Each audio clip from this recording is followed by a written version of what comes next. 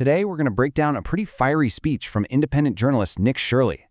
He uses Theodore Roosevelt's famous man in the arena idea to tell his story. A story about, in his words, exposing fraud, facing a ton of backlash, and ultimately calling on people to take a stand. So let's dive right in and see what he's actually saying. Right from the jump, Shirley sets the stage by saying he's not playing for either team. This quote you see here, it's not just a nice opening line. It's really the whole foundation for his argument. He's making it crystal clear that he wants you to see his message as being for everybody, not just one side of the political aisle. Okay, so with that nonpartisan frame set, he moves into his first major point. He calls it a fight for common sense. His whole argument here is that certain issues that should be really simple, things most people would agree on, are being deliberately turned into political weapons. Which, leads to a pretty big question, right? What exactly does he think is a non-controversial issue? His answer to this really defines the battleground for the whole conflict he's about to lay out. And this is where he gets super specific. He points to these four things as his prime evidence. He's basically saying that ideas like securing borders, making sure voting is secure, agreeing that fraud is bad, and having separate sports for girls, these should be no-brainers. Now, of course, every single one of these is a huge political debate right now, and that's exactly his point. He's claiming they have been made controversial on purpose to keep people divided. All right, so that's his first theme. Now we get to the part of the story that he says kicked this whole thing off for him personally. He talks about his work as a journalist and what he claims he found, just massive fraud happening inside government programs. To make his case, he uses some absolutely staggering numbers. He starts with this one, a reported 10,000% increase in the budget for an autism program in Minnesota. Now, look, budgets can go up for all sorts of reasons, but Shirley throws this number out there because it's so extreme, he wants you to immediately think, wait a second, something's not right here. And he follows it up with this rhetorical question. He's not really looking for an answer, right? He's trying to lead you to one single conclusion, that the only possible explanation for a number that huge has to be fraud. And just to show this isn't a one-off thing, he brings up another example from his work. This time, it's a reported 1,000% increase for hospice care in California. He's clearly trying to paint a picture of a pattern of what he sees as completely unbelievable government spending. So where does all this money go?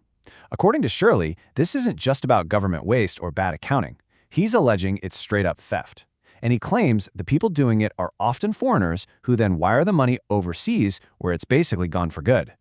Okay, so after he's laid out what he says is the crime, he switches gears to talk about the personal fallout. This is really the third act of his story, the intense backlash, both political and personal, that he says he got for trying to bring all this to light. And this really gets to the heart of the conflict. From his point of view, it's a stark contrast, right? On one side, you have how he sees himself, a journalist just doing his job. And on the other side, all these hostile labels he claims were thrown at him to shut him down instead of dealing with the facts he presented. And he doesn't just talk in generalities. He points to this one very specific and very serious accusation. He claims California's governor, Gavin Newsom, posted an AI image of him with a caption trying to, in his words, depict me as a pervert for exposing fraud. He presents this as a direct attack from the highest levels of politics.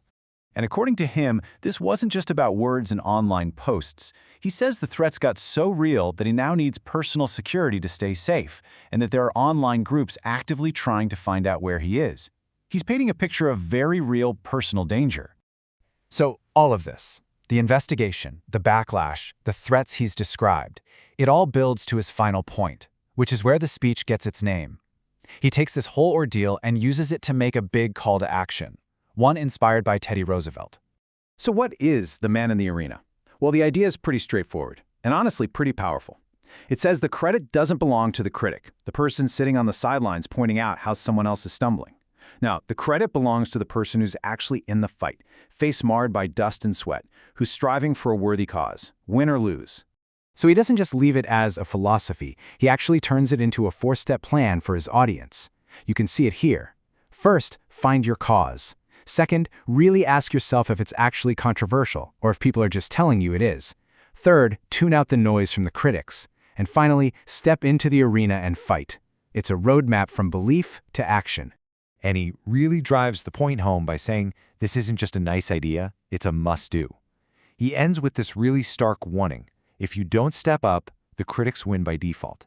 It's a pretty direct challenge to everyone listening. And that really brings us to the core question that Shirley's speech leaves you with. In all the big fights happening today, how do you even tell who the critics are?